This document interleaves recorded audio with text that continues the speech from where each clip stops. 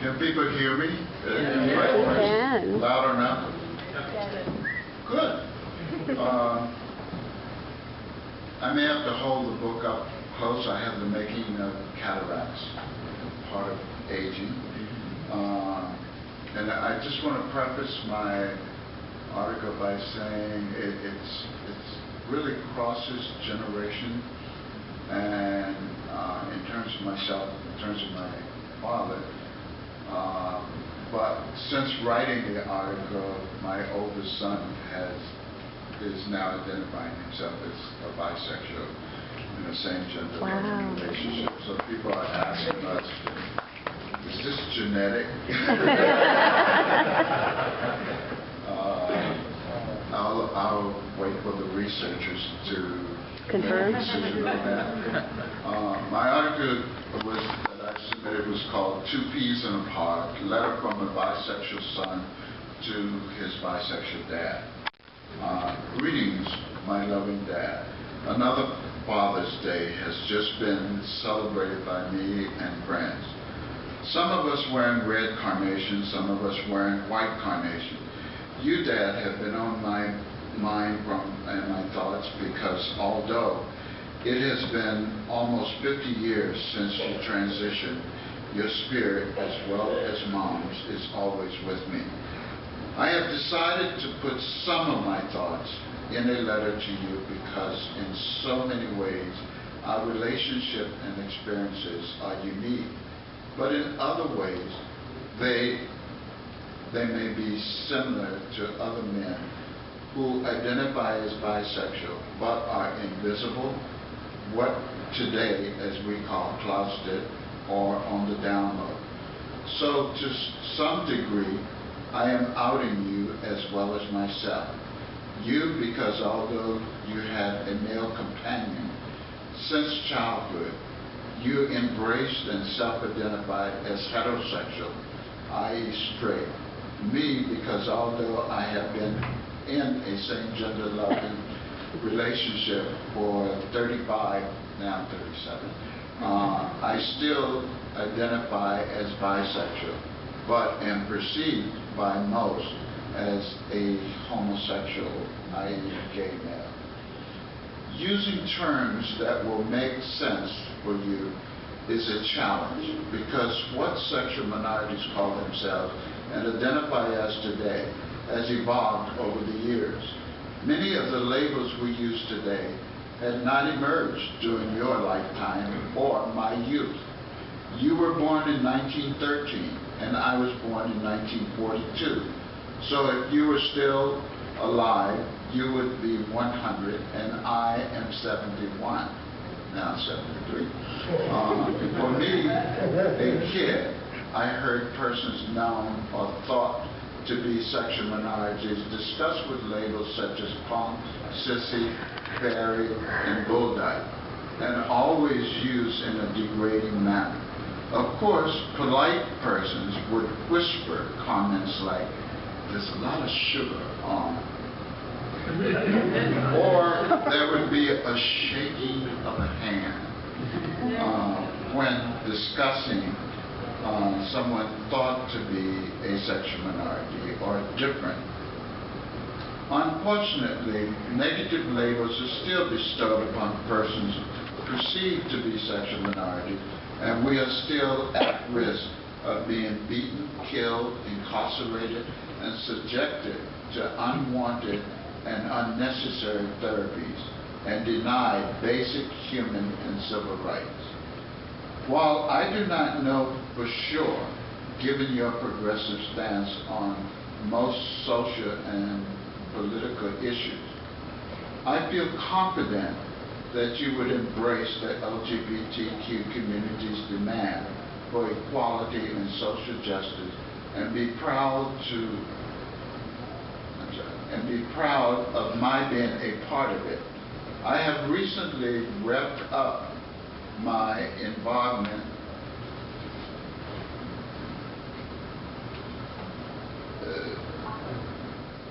with the bisexual community and organizations, in part because I am tired of individuals and organizations given mere lip service to bisexuals, in part because we bisexuals are often excluded from important issues and events that impact our lives, and in part because of the biphobia that come from individuals as well as organizations. To the same extent that people of color and women have had to fight multiple forms of oppressions within their ranks as well as outside, so too must we bisexuals confront biphobia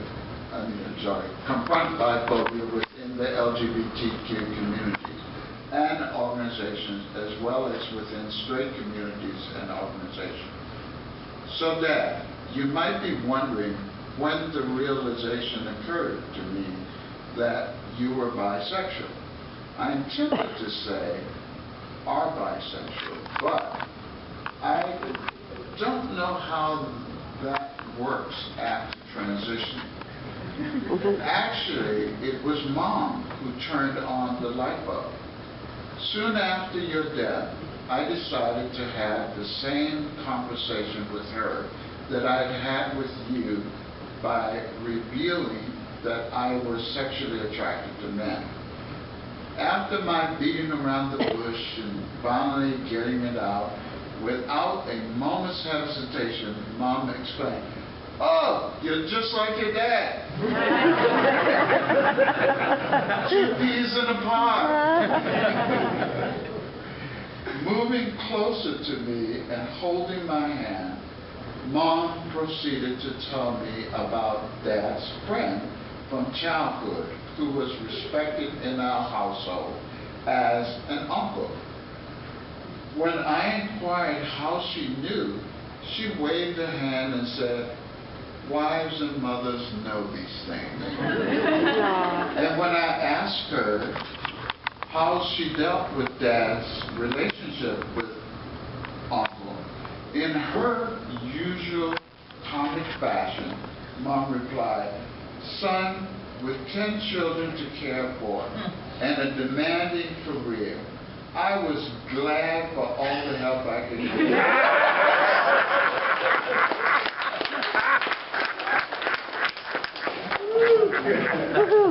He was a good husband and a good father. I often wondered, Dad, if you and Mom ever discussed your intimacy with Uncle, and if Uncle had discussed the challenges with his wife. Mom's advice to me was very much in line with the advice that you had given to me when I had the same talk with you about my sexual attraction to men, as we discussed, and that was to be discreet, do nothing to embarrass the family, community, or race, protect yourself from diseases, and get married and have children. Because I was also dating and sexually attracted to women as well as men, the discussion from both of you was always about not getting a girl pregnant. While my sisters were repeatedly told to not have sex before marriage. And I was given mixed messages. Sex was a rite of passage for males, but we were not to get the girl pregnant. Sex was freely discussed in our household, and the boys were actually given condoms, while the girls were just told not to give up their virginity until marriage. No. I pretty much adhered to the advice you and Mom gave me. Pretty near. I did not get a girl pregnant before marriage. I got married and remained so for 14 years and have children. 1 biological, 2 adopted, and 2 with a lesbian couple and my same gender partner. Unfortunately, you transitioned before I married, but I did marry someone you met and really liked. I do wish you had been able to meet your 5 grandchildren, 9 great-grandchildren, and 3 great-great-grandchildren. And that is just from one of your 10 children. I continued experiencing sexual intimacy with women and men during my 7 years in the U.S. Marine Corps, 4 years enlisted, 3 years active reserve, and 4 years of undergrad university studies. I was president of my junior and senior class as well as my student government association. I married in my junior year of college pretty much because we were following the lead of my best friend who married. Peer influence can be powerful, and for years the 4 of us had done practically everything together. In college, my best friend and I became sexually intimate and lovers, but we never talked about our feelings or same-gender loving passion. We dated girls at the college, but had a serious girlfriend at home without us eventually, the ones we eventually married. We became godparents to each other's children. We are still good friends, but our lives have taken a very different path, especially in politics, where our views are on opposite ends of the spectrum. Although I had had several fleeting affairs with men and women prior to college and the Marine Corps, none felt meaningful until my 4th year in the Marine Corps, when I met the woman who was to become my wife. I had a pattern of dating women for an extended period while having an affair with a guy just once, or at most off and on. In my teens and early 20s, I did not consider my sexual encounter with men to be serious, while with women I was always inwardly questioning. Is this the woman I want to settle down with? Is this the woman I want to have children with? Is this the woman I want to introduce to my family? It was in college that I really fell in love with a man. The first man for whom my feelings went beyond sexual passion. The first man I wanted to be with on a regular basis. One of my childhood girlfriends, you did not care for her, attended the same college, and we resumed dating after having been apart for several years while I was in the Marine Corps. Turned out we were using one another as a front. However, that facade fell apart when she was expelled after being caught having sex with another woman in her dormitory. I lost track of her for years until we reconnected on Facebook and confessed our bisexuality to each other. Yeah. For many years, Dad, in many ways, my life was looking very much like yours. I was married with 3 children, and I had a male companion who I loved very much, and very much like your relationship with Uncle. However, our career took us on very different geographic paths. The man I loved and his family went further north in pursuit of career opportunities. I went west with my family in pursuit of career opportunities.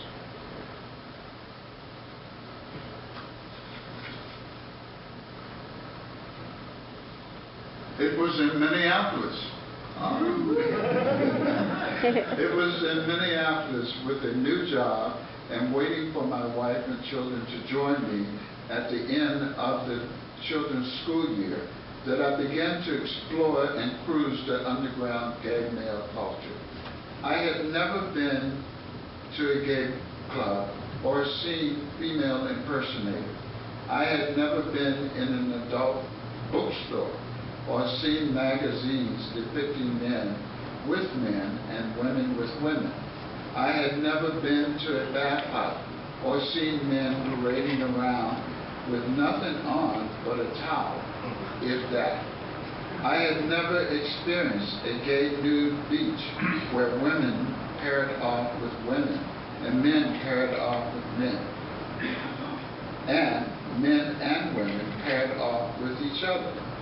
I had 6 months in a city, Minneapolis, where no one knew me, and I had the chance to explore these new adventures. I met a man who was not closeted or on the down low about being gay. I spent all of my free time with him until my family relocated to Minneapolis. I tried very hard to wean myself from this new male lover when my family arrived, but to no avail. So I tried to follow the path you had taken, Dad, by introducing my male lover to my family. I had worked for you. Why would it not work for me? I thought. Turned out that he had fallen as deeply in love with me as I had with him, but he was not willing to be closeted about his being gay, and I was having a difficult time acknowledging that I was in love with a man. So he took the noble path, severed the relationship, and took a job in Key West. He said he did not want to destroy my marriage and that he needed to move as far away from me as possible so that he could get on with his life. I was devastated, depressed, and for weeks, not a nice person to live with. Finally, one night, after an exhausting discussion to get to the cause of my moodiness, my wife confronted me and flat out asked, "Are you in love with him?" There was a prolonged, uncomfortable silence. In my head, I was thinking, should I lie and deny that I love him? If I confess that I do and miss him, will she leave me? She was patiently waiting. I finally said, "Yes, I love him and miss him." Tears flowed from both of us as we embraced and comforted each other before she asked, "Do you still love me?" This time I answered without hesitation, "Yes." We agreed to keep talking and to try to work it out.